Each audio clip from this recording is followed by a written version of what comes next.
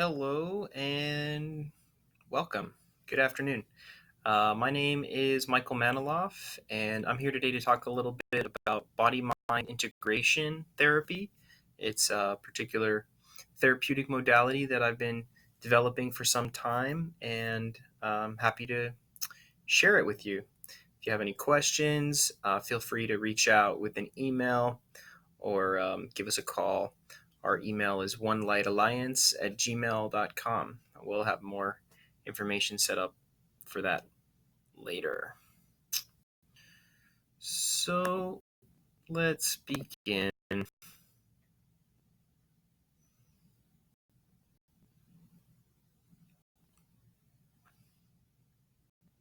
So, body mind integration therapy. What is it? This is a mindfulness practice. It's like a guided meditation, it's like hypnosis in a way. And we use it to find clarity, answers that we're looking for, certain things. And we use it for helping us to balance the nervous system, to heal, let go of trauma, heal addiction as well. And this is really for total health of the body, mind, and spirit. It is used to find and transform our wounding from our experiences and whatever else that we're carrying into sources of empowerment. Let me repeat that. We use this technique, this modality, to transform our wounds into sources of empowerment. I've been developing this therapeutic approach since 2008, where I received some initiations with the help of many teachers, guides, and students. I would say one of the biggest influences in this has been the teaching in the Mesa path, being a Mesa carrier with the Caro. This tradition has helped a lot bridge some of these mind body types of principles together for this therapy. And this body mind integration is really the foundational practice for the Lions Path program, which is a whole program that we have with a lot of different therapies. But this body mind is the foundation of all of it.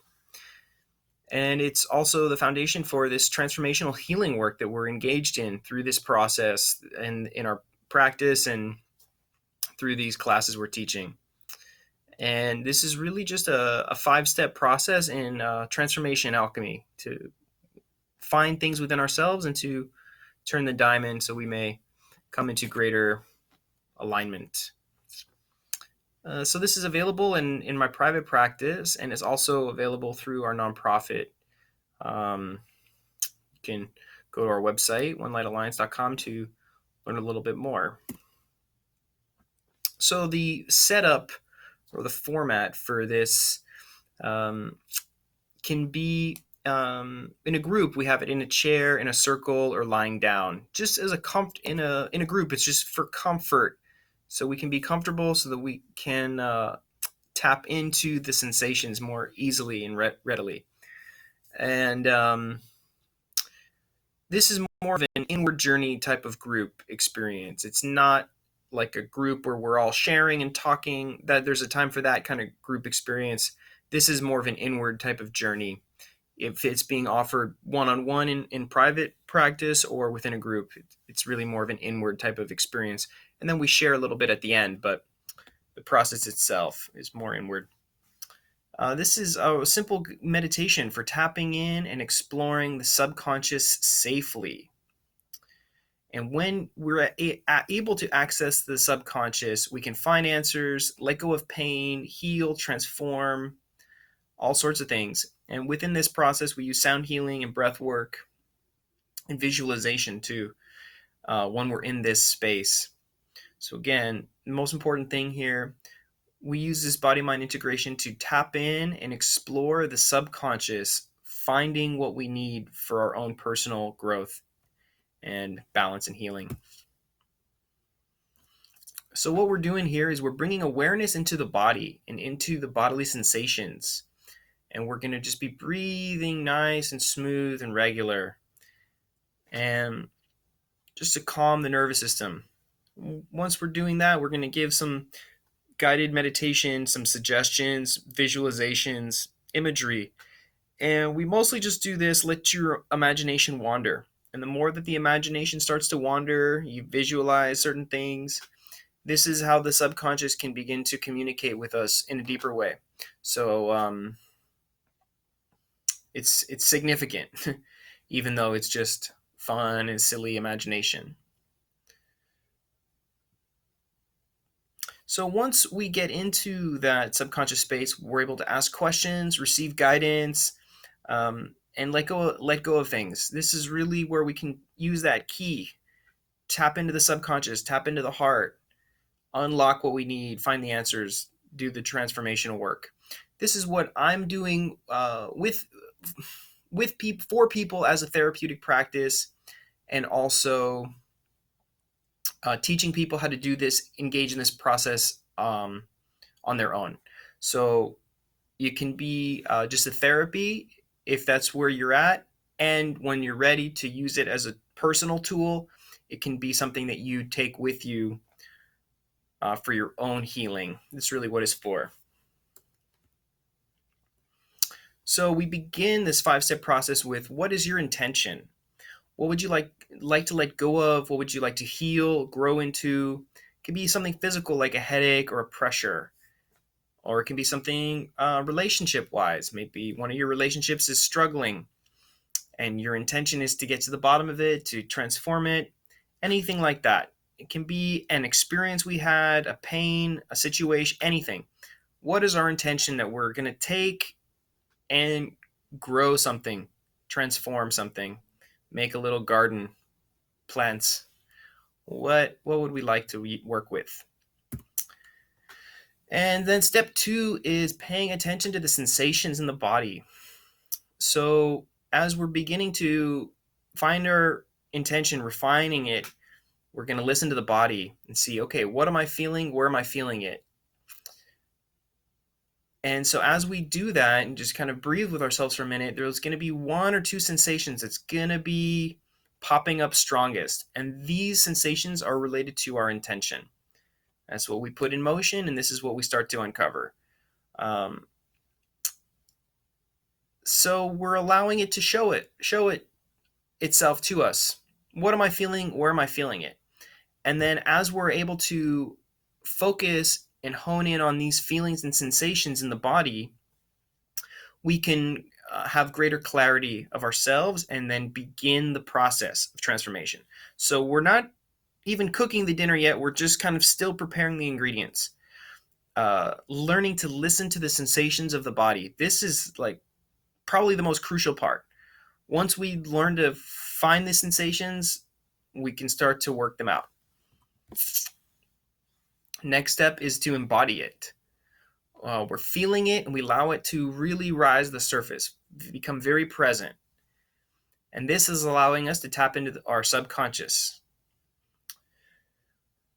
In this space, we might ask some questions. When have I felt like this before? What does this remind me of? And the more that we're able to go into that space and get some kind of information regarding that, or some imagery, symbolism regarding that, we can learn about our tendencies, our patterns, our adaptation mechanisms, our coping mechanisms, all these things. It's right here. This is really good stuff. And this is when the space that we start to enter the subconscious, and the thin line between the subconscious and the conscious starts to come into one another. This is when you might have a flooding of memories or visualizations, experiences, things like that. So we're going to ask you to really notice them, feel the sensations, really bring them out, feeling them, and then once you really got them, start to release them with the breath. Because these feelings, thoughts, experiences, they harden and calcify in the body, which become these sensations that we feel, these blockages, these kuyas. So we're going to notice them, feel them, and then we're going to guide you to start breathing through them, releasing them. You also can use stones to help work them out. I might use a stone on you. Use the stones, breathe into the stones to release it. just so you continue to focus your intention and energies of releasing those blockages. This is a process is coming back into the heart, listening here in this fourth space, coming back. What am I learning? What is my guidance showing me? What's gone on through this process? And then the last step is, how do you feel after this releasing, this transformation? Are you feeling weightless? Have you felt like that energy, that blockage has dissipated? If yes, then good, you're done, or you can move on to something else. And if you're still feeling that heaviness, return back to the previous step, keep feeling it and breathing through it. This is crucial. Feel it, breathe, let go. And these are the steps of transformation. These are the tools that we use to tap in and to reprogram. This is as much as I can explain in this way without actually having the experience of being in the class yourself. We can make a video about that, simulating that experience, so you can take that inward journey on your own. But these are the steps that we use in order to do that. It doesn't happen all at once. This is a process of learning our mechanisms, learning our areas of working through. And the more that we can catch ourselves in a similar thought or similar pattern, we can find, oh, that's that feeling I'm remembering in my stomach or my throat or whatever. Stop, take a breath, work through it, sit with yourself. And the more you can sit with yourself, the more that you can feel it, sit through it, and work through it, breathe through it. That's where the transformation comes from.